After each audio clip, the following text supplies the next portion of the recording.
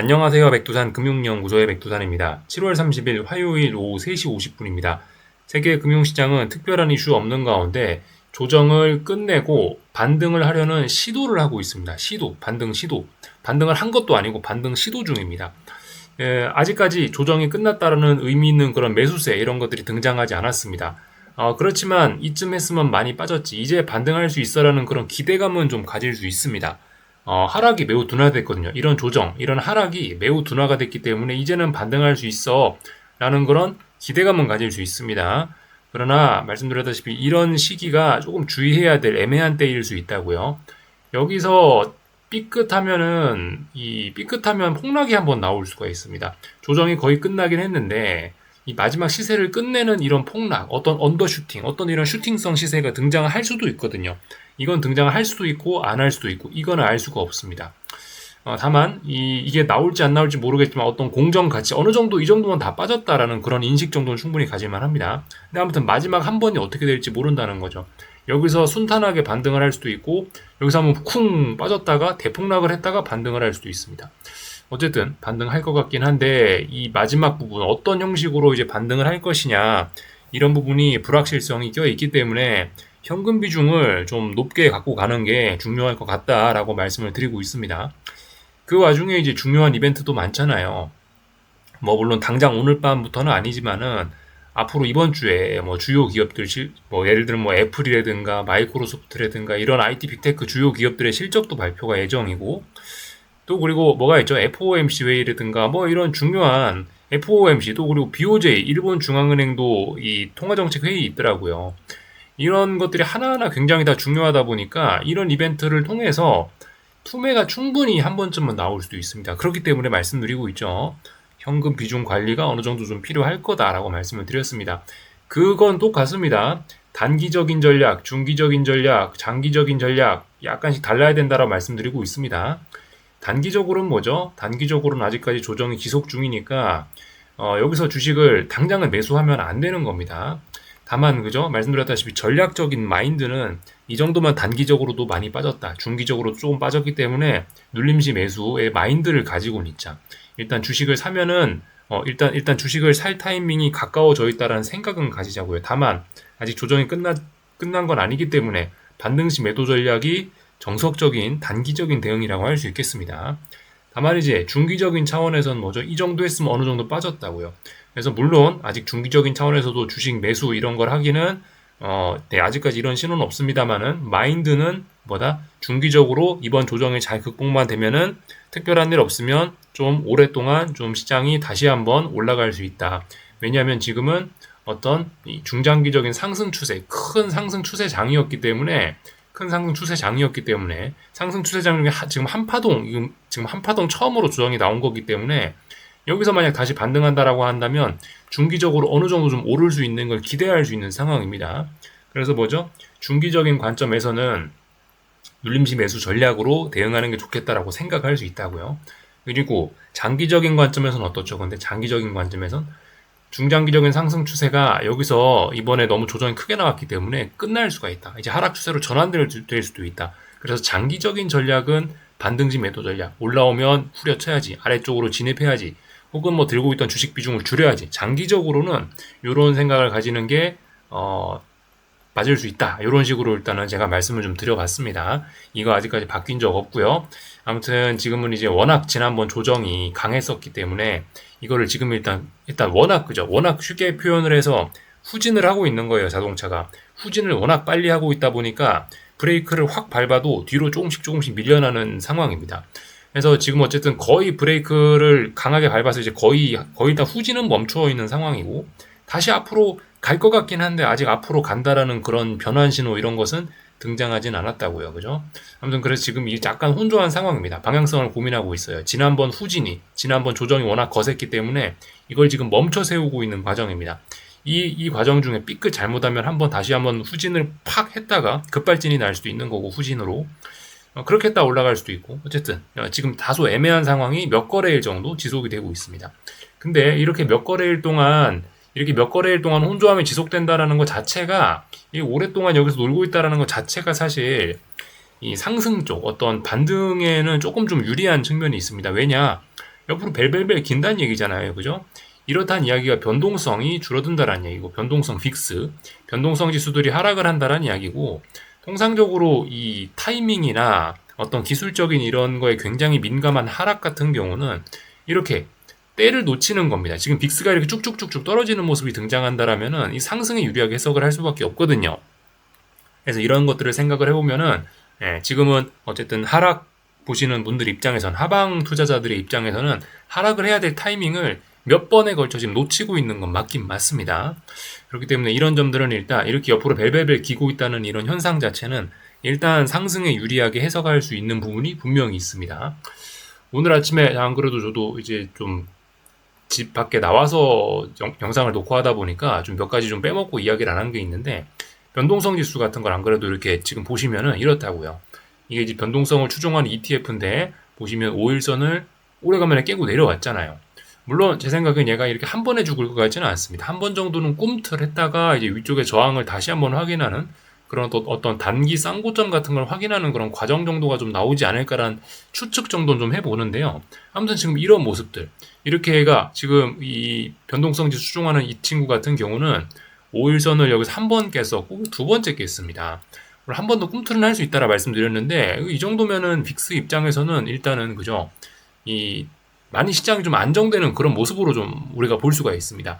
그래서 그러니까 이런 모습은 시장이 하락할 때를, 일단 하락할 타이밍을 한 번에 다 삐끗 놓친 그런 거에 해당한다라고 볼 수가 있겠습니다. 그래서 일단 시장은 일단은 추가적인 하락은 일단 좀 제한적이다라는 쪽으로 일단 가능성이, 일단 그런 관점이 일단 좀 더 설득력을 얻고 있죠. 여기서 이제 당장 어떤 급락 폭락을 하려면은 제가 이야기한 어떤 투매 같은 게 등장도 할 수 있다라 말씀드리는데, 이런 게 등장을 하려면은 어떤 이슈가 필요할 겁니다. 그런 이슈가 근데 될 만한 것들이 있다고요. 이거 뭐 애플의 실적 발표, 마이크로소프트 등등 뭐 하여튼 빅테크의 실적 발표가 실적 발표, FOMC, BOJ 뭐 이런 것들의 어떤 이런 것들이 어떤 그 투매의 명분이 될 수 있긴 있습니다. 그렇기 때문에 경계를 해야 되고, 그렇기 때문에 현금 비중이 필요한 겁니다. 이쯤 됐으면 솔직히 투매 가능성은 좀 낮아진 건 맞는데, 그럼에도 불구하고 이게 지금 변동성 보셨잖아요. 그죠? 지금 상황에서 투매나 폭락이 나오면 얼마나 무섭게 나오겠어요. 나스닥 기준으로 봤을 때 하루에 3에서 5%도 충분히 빠질 수 있다는 겁니다. 만약 여기서 투매가 나오면요. 이거 그대로 온몸으로 받아내긴 좀 많지 않겠습니까? 그죠? 그러니까 이런 점들을 대비해서 현금 비중을 어느 정도 확보를 하면은 좀 도움이 될 것이다. 이렇게 좀 말씀을 드리고 있는 상황입니다. 전반적인 이야기를 좀 드려봤고요. 참고로 이제 제가 뭐 그냥 편의상 금융시장의 전반적인 조정이 어쩌고저쩌고 이렇게 말씀드리고 있는데, 이 채권 시장은 이 워낙 낙관적인 분위기 이런 걸로 인해서 지금 조정을 혼자 끝낸 상황입니다. 외환 시장, 주식 시장은 아직도 조정이 지속 중이라고 볼 수가 있겠지만, 채권 시장은 조정이 분명히 끝난 겁니다. 조정이 언제 끝났냐? 지난주 금요일 날 그 물가지표 발표되고 나서 채권 시장의 조정은 사실상 끝난 것으로 볼 수 있겠죠. 하여튼 채권 시장은 지금 가장 낙관적입니다. 외환 시장도 뭐 달러 강세를 좋은 거라 표현할 수 없겠죠, 그죠? 하여튼 외환 시장과 주식 시장의 조정은 지속되고 있는데 채권 시장 지 혼자 신났습니다. 아무튼 이런 점도 아침에 좀 살짝 말씀을 드렸는데, 요즘 채권 시장 분위기가 너무 낙관적이어가지고 좀 어쨌든 이런 부분이 나중에 이제 좀 중기적이나 장기적인 측면에서 주식 시장에 악영향을 미칠 것도 경계는 해야 된다고요. 지금 오늘도 사실 그렇습니다. 제가 어제 영상에서도 말씀드린 부분이 있는데, 중국의 10년 금리가 오늘도 폭락을 해가지고 오늘도 뭐 중국 채권 시장은 뭐 급등을 이어나가고 있다라고 말씀드릴 수가 있겠습니다. 이런 것들이 채권 시장에 과열됐다라는 것의 한 뭐 단면일 수 있죠, 그죠? 뭐 중국이 이렇게 10년물 국채가 빠진다는 거, 중국 경기 둔화 이런 거 이야기할 수 있고, 뭐 중국 성장 둔화, 뭐 미국의 경기에 대한 우려, 뭐 이런 것도 좀 녹아 있을 수 있고, 하여튼 뭐 여러 가지, 혹은 뭐 금리나 기대감 이런 것도 녹아 있을 수 있습니다. 여러 가지 것들로 인해서 이 중국 금리가 너무나 많이 떨어지고 있고, 지금 중국 금리가 이렇게 대폭락을 하니까 여기 중국 경기 이런 게 껴 있다고요. 이러다 보니까 중국 지수들은 지금 계속해서 하락을 이어나가고 있고, 구리 가격이라든가 원자재 가격들도 같이 부진합니다. 물론 근데 말씀드렸다시피 지금 이제 금융시장 전반의 조정이라 말씀드리고 있는데, 아무튼 뭐 중국 주식이 빠지고 원자재가 빠지는 건 거의 끝자락이 아닐까, 어제 말씀드린 게 중국 10년 국채금리 대 중국 10년 국채금리의 폭락도 어느 정도 이제 거의 끝자락이 온 것이 아닌가라고 판단을 합니다만은 아무튼 지금 현재 진행되고 있는 겁니다. 지금 채권 시장에 이런 낙관적인 분위기는 어마어마하게 강합니다. 그래서 이거는 아침에도 네, 저와 여러분들이 맨날 보고 있는 그 10년 선물입니다. 미국 국채 10년 선물인데 보시다시피 이렇게 그죠? 이렇게 낙관적인 흐름이 계속해서 이어졌어요. 이 과정 중에서 매일같이 좋은 지표가 나왔어요. 채권 시장의 우호적인 지표들이 여기서 매일같이 나왔던 거를 저와 함께 보셨습니다. 낙관적인 분위기가 이어지고 이제 중국 경제도 안 좋댄다, 금리 인하도 안 된다 이러니까 이번에 이제 여기서 이 조정이 살짝 나오긴 나온 겁니다. 그죠? 조정이 나왔어요. 근데 요만큼밖에 안 나왔어요. 엄청나게 강하다라는 겁니다. 엄청나게 낙관론이 강하다라는 거예요. 그래서 조정이 이거밖에 안 나오고 다시 상승을 이어나가고 있습니다. 사실 지금 상황 매우 낙관적인 분위기라 채권 시장의 랠리는 조금 더 지속될 수 있을 것 같아 보이긴 하는데, 근데 이런 부담들도 있는 거죠, 그죠? 좀 전에 말씀드렸던 것처럼 중국 10년 금리에 너무나 엄청난 폭락, 어떤 중국 10년 금리의 이런 랠리는 어느 정도 좀 일단락될 최소한 단기적으로라도 좀 일단락 될 가능성 등등이 있고, 최근에 채권 시장의 이런 그 엄청난 이 랠리도 약간 좀 피로감 이런 걸로 인해서 조금 둔화될 가능성, 그런 것들을 좀 생각을 해봐야 돼서, 아무튼 지금 채권 시장이 매우 낙관적으로 이렇게 계속해서 올라가고 있는데, 금리는 계속해서 떨어지고 있는데, 이런 부분이 너무 낙관적이다 보니까 한 번에 확 돌아설 이런 가능성도 우리 염두는 해야 될 것 같습니다. 여전히 그죠. 트럼프 당선 가능성이라든가 뭐 옐런의 뭐 대규모 채권 발행이라든가 뭐 이런 것들은 아직까지 구조적으로 채권 금리가 떨어지기 어려운 조건들이기 때문에 이런 것들을 고려했을 때 지금 이 랠리 계속된다라고 우리가 마냥 좋게만 보고 있긴 좀 부담스러운 측면이 있습니다. 이거 우리가 좀 생각을 해봐야 될 것 같아요. 채권 시장의 과열이 이거는 굉장히 좀 심각해 보입니다. 뭐 주식도 그잖아요. 주식도 모두가 상승을 바라보면 상승이 안 나와 버리잖아요. 모두가 하락을 바라보면 하락이 안 나오는 것처럼 채권 시장은 지금 모두가 상승을 바라보고 있다. 그러니까 모두가 금리의 하락을 바라보고 있기 때문에 오히려 금리의 하락이 아니라 오히려 금리의 뭐 급등 이런 것도 일단은 뭐 생각은 해야 되겠습니다. 물론 근데 지금 말씀드리는 거는 어디까지나 아직까지 잠재적인 거. 지금 채권 시장의 분위기가 이렇고 뭐 그렇다라는 어떤 잠재적인 거지, 이게 직접적으로 지금 금리가 올라간다라는 그런 신호는 없습니다. 다만 이제 지금의 과열이 언젠가 이제 대가를 치를 수 있으니 우리가 잠재적으로 좀 미래의 투자 아이디어로서 이런 걸 생각해두자 이겁니다. 지금 그래서 제가 지난주부터 계속해서 말씀드리는 게 우리가 잊지 말아야 될 몇몇 가지 것들이 있는데요. 뭐 AI 주식들이 비싸다, 뭐 AI의 쏠림이 심각하다라는 투자 아이디어는 비교적 중장기적으로 우리가 갖고 갈 수 있는 잊어서는 안 되는 투자 아이디어라고 말씀드렸습니다. 여기에 더해서 이 채권 시장의 과열도 약간 좀 그런 것 같아요. 채권 시장의 과열도 이것도 좀 쏠림이 좀 심각하다. 물론 AI의 쏠림만큼 심각하지는 않습니다. 그러나 채권 시장의 쏠림, 어떤 채권 시장의 이런 낙관적인 분위기도 우리가 충분히 좀 중장기적으로 머릿속에 잊어서는 안 될 만한 투자 아이디어인 것 같습니다. 물론 이거는 지금 당장 받아들여지는 투자 아이디어는 아닙니다. AI 쏠림이 심하다는 아이디어는 어느 정도 받아들여지고 인정되고 있는 아이디어입니다만은 채권 시장에 이거는 어떤 심하다라는 인식은 있는데 지금 아직도 투기적인 그런 열풍 이런 걸로 인해서 채권 시장의 과열 뭐 이런 거는 아직까지 정식적인 투자 아이디어로 채택할 타이밍은 분명히 아니긴 아닙니다.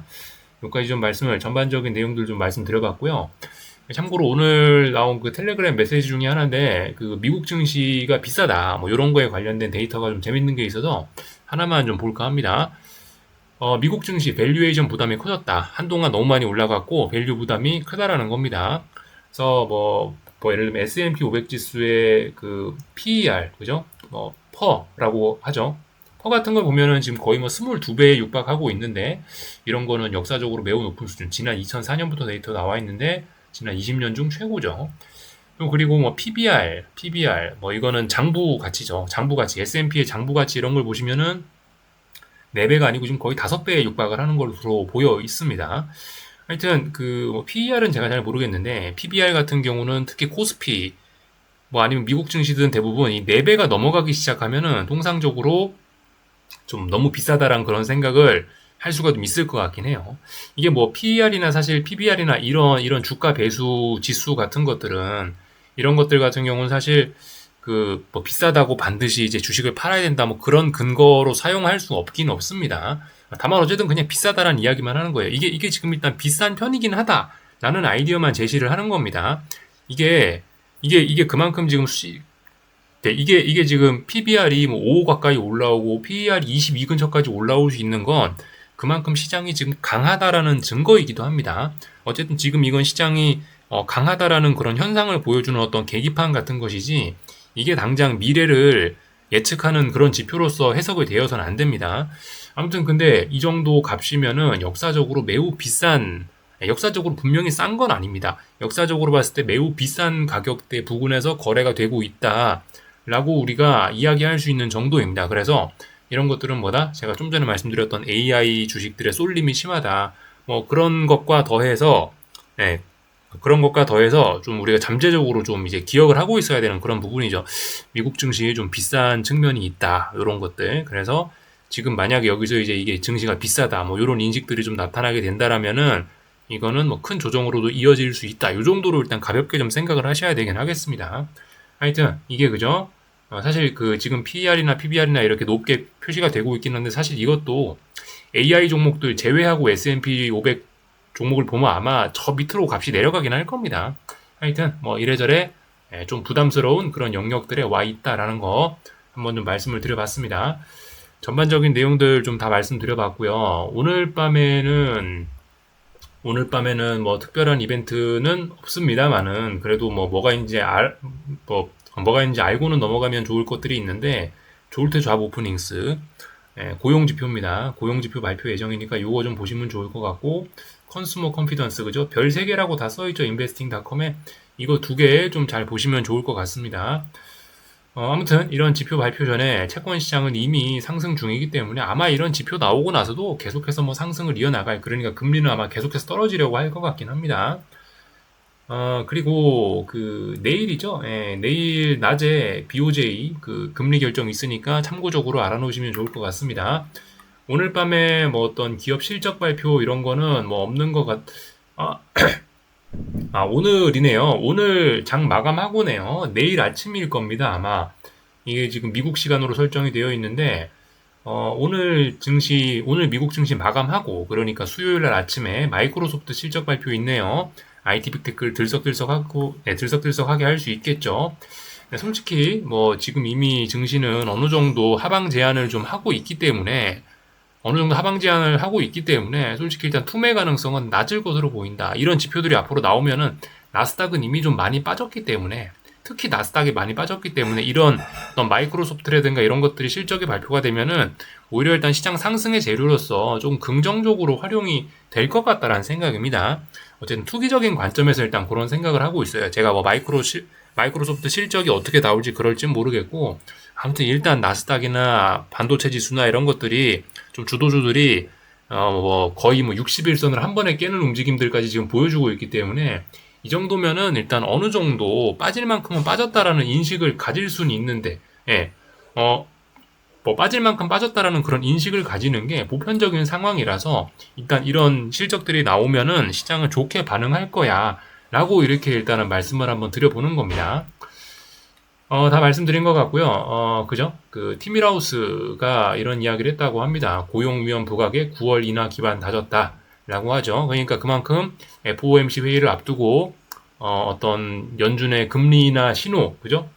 여기 써있죠. 7월 FOMC 회의에서 금리 인하 신호를 줄 가능성이 크다라고 티밀하우스가 이야기했다고 합니다. 이거 뭐죠? 그만큼 시장 참가자들이나 여러 사람들이 그만큼 연준의 FOMC 회의에 대해서 이번에는 우려가 아니고 지금 어떤 긍정적인 기대감을 품고 있다라는 것을 우리가 이런 걸 통해서 알 수가 있는데 말씀드렸다시피 이벤트 전에 시장이 좀 많이 빠진 그런 측면이 있다고요. 그렇기 때문에 아마 어쨌든 이런저런 이벤트들은 일단 시장에 긍정적으로 작용할 가능성이 조금 높을 것 같긴 합니다. 전반적인 내용 다 말씀드렸고 오늘 낮에는 뭐 특별한 이슈 없었습니다. 특별히 말씀드릴 내용은 아직까지 없었습니다. 그래서 일단 뭐 다 말씀을 좀 드렸고 오늘 있었던 일들 가볍게 좀 체크하고 마치겠습니다. 보시다시피 지금 유럽 증시 시작을 했는데, 유럽 증시 출발을 했는데, 뭐 영국 한 나라 빼고는 대부분 다 일단은 뭐 강한 모습입니다. 다 같이 지금 이제 그런 거예요. 다 같이 어떤 조정을 끝내겠다라고 어떤 시도를 하고 있는데, 어떤 의미 있는 매수세 같은 걸 확인하는 것은 아직은 다 아닙니다. 예를 들면 유럽 증시, 독일 증시인데요. 이런 것들 보시면은 그렇습니다. 어제 물론 장대 음봉을 맞아서 분위기가 좀 안 좋은 건 맞으나 아직까지 잘 버티고 있는 거예요. 나쁘지 않아요.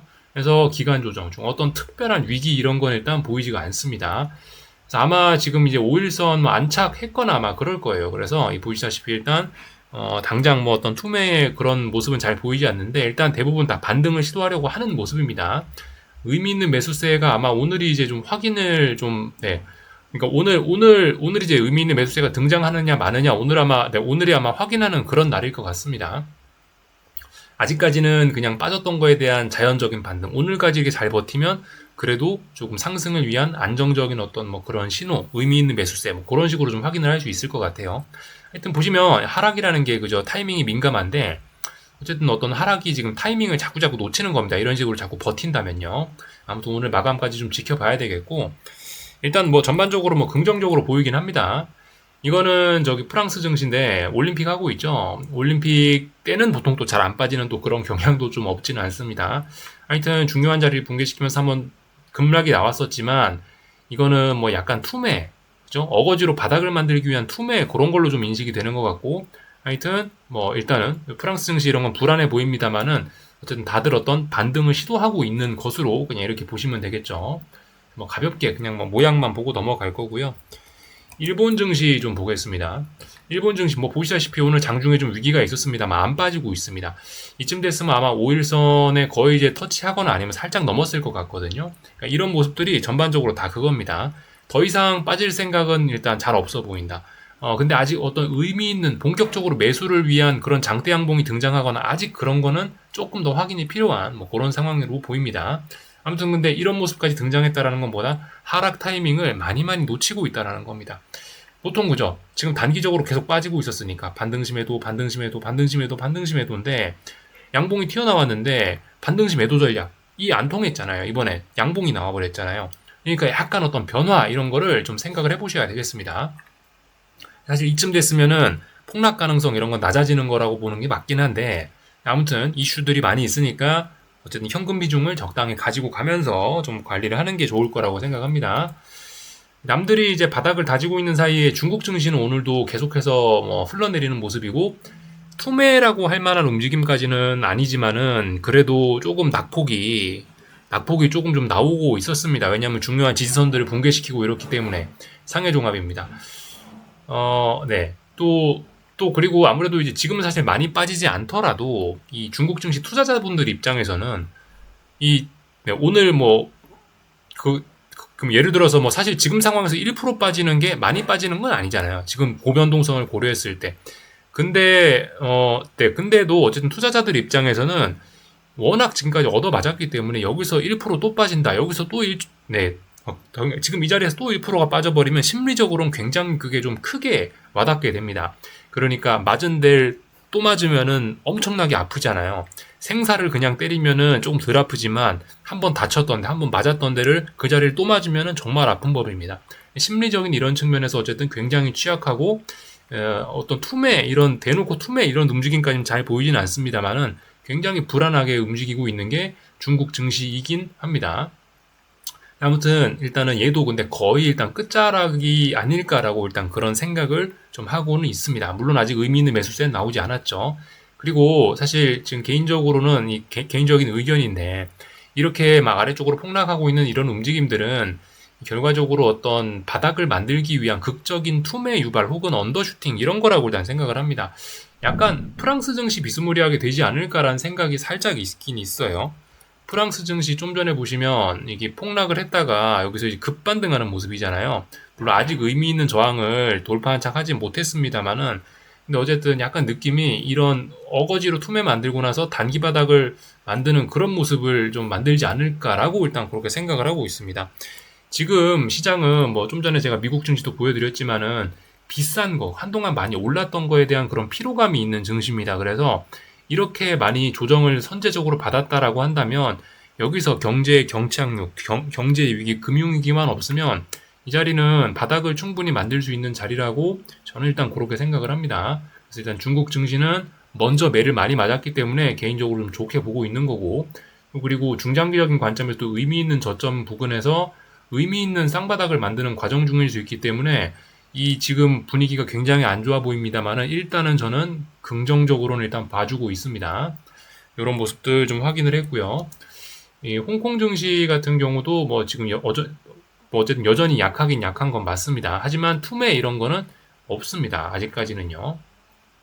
하여튼 그래서 이 중국이 안 좋다 뭐 이래저래 해가지고 뭐 달러도 강했다 이래저래 해서 구리 가격도 지금 보이시다시피 계속해서 쭉쭉쭉쭉 빠지고 있고 의미 있는 매수세 없고 뭐 국제유가 이런 것도 계속해서 줄줄줄 빠지고 있긴 한데 아무튼 뭐 구리라든가 중국 증시 이런 거는 거의 일단은 지난 몇 달간의 하락에 끝을 내는 그런 자리가 아닌가라고 일단 개인적으로 좀 판단을 합니다.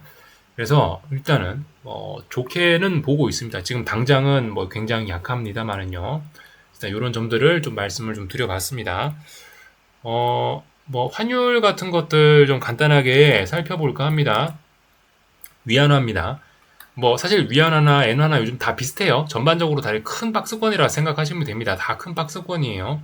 다만 그죠? 지금 금융시장의 변곡 부근이라고 생각이 되는 게 그죠? 일제히 이런 엄청난 변동성과 긴 윗꼬리, 긴 아랫꼬리, 또 그리고 막 급반등, 막 급락 이런 것들이 많이 나타나고 있기 때문에 아무튼 지금 금융시장은 어떤 변곡 부근이 아닌가 싶긴 합니다. 어쨌든 당장 금융시장의 어떤 큰 위기의 징후 이런 것은 일단 보이지 않고 답답한 뭐 그런 구간에 다들 놀고 있습니다. 지금 이런 상황이라면은 딱히 이런 환율들이 증시에는 영향을 미치지는 못할 것 같습니다. 엔화도 그죠? 엔화도 뭐 보시다시피 이렇게 답답한 이런 구간 안에 있었고요. 드디어 이제 급반등을 만들어내려고 하는 그런 모습이죠. 이런 거 이대로 마감만 된다라면 의미 있는 양봉으로서 인정해 줄 수 있을 겁니다. 하여튼 계속 박스권일 거예요. 당분간은요. 그러니까 당장은 뭐 이런 것들이 시장에 영향을 좀 못 미칠 수도 있다 보시면 될 것 같고요. 한동안 많이 움직였던 N1 환율입니다. N1 환율 얘도 이제 어느 정도 뾰족한 모습들을 만들고 좀 내려오려 하고 있죠. 얘는 여기서 일단 의미 있는 바닥을 지금 2번을 확인했기 때문에 이제 눌림시 매수를 생각하는 게 맞을 것 같습니다. 눌림시 매수. 근데 어쨌든 지금 당장 뭐 사라는 건 아니고 어디까지 내려올지 모르니까 아무튼 충분한 확인을 거치시고 하는 게 맞겠죠. 엔화 사실 분들은요. 이제서야 5일선을 깨고 얘가 탁 처음으로 지금 내려온 거란 말이에요. 그러니까 앞으로 이 음봉을 기준으로 해서 반등심에도가 가능할 겁니다. 그래서 일단 아무튼 이 N1 환율은 의미 있는 바닥을 만들어내긴 했습니다. 얘가 이제 더 이상 이제 그 아래쪽으로는 가지 않겠다라는 어떤 그런 의미 있는 신호를 한번 보여준 것 같고요. 얘가 이제 계속해서 일단 위쪽으로 쭉 올라간다라고 한다면은 세상에 좀 위기가 펼쳐지는 경우가 많았거든요. 그래서 이런 부분을 좀 중장기적으로 좀 잘 보셔야 될 것 같습니다. 하여튼 그래서 이런 내용들까지 쭉 다 살펴봤고요. 이제 한국 증시 내용 조금 살펴볼까 합니다. 한국 증시 오늘 코스피가 오늘 코스피보다 코스닥이 좋았죠. 역시 소외된 친구들이 좀 움직여서 그렇습니다. 코스닥은요, 지금 보시는 게 이게 150 지수인데, 지금 보시는 이 화면이 150 지수인데, 이거 어떻게 봐야 될까요? 어제 나온 양봉에 재확인됐죠. 눌림시 매수. 이제부터는 5일선도 2거래일 연속으로 이제 올라탔단 말이에요. 이제는 특별한 어떤 해외발 이슈만 없으면은 계속해서 일단은 얘는 조정 끝이라고 개인적으로 좀 선언을 해보겠습니다. 좀 공격적으로요. 얘는 일단 이 정도면 조정이 끝났다라고 봐야 됩니다. 왜냐? 지금까지 그죠? 반등심에도 이렇게 움직였는데 얘가 이제 5일선 위쪽으로 어제 올라왔지만은 그럼에도 불구하고 얘가 이번에 죽이지 못했단 말이에요. 그리고 오늘 양봉으로 매수세를 오히려 확인하고 5일선 위도 다시 올라탔어요. 이런 모습이라면은 이거는 조정이 끝났다라고 일단 봐야 될 것 같습니다. 조정이 끝났는데 어느 자리에서 지금 조정이 끝났느냐? 여기 공교롭게도 전저점 자리에서 일단은 반등이 나오고 조정을 끝내는 듯한 모습입니다. 그렇다면 일단 상승의 목표치는 전고점까지 박스권 상단까지 일단은 열어놓을 수는 있을 것 같아요.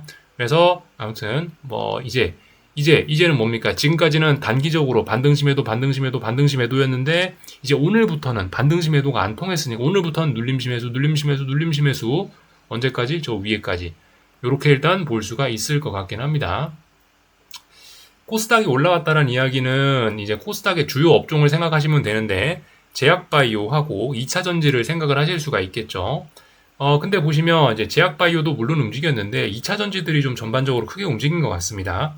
에코프로, LG에너지솔루션, 에코프로, BM 이런 친구들이 골고루 많이 올라왔거든요. 골고루 다 5일선을 올라탔고요.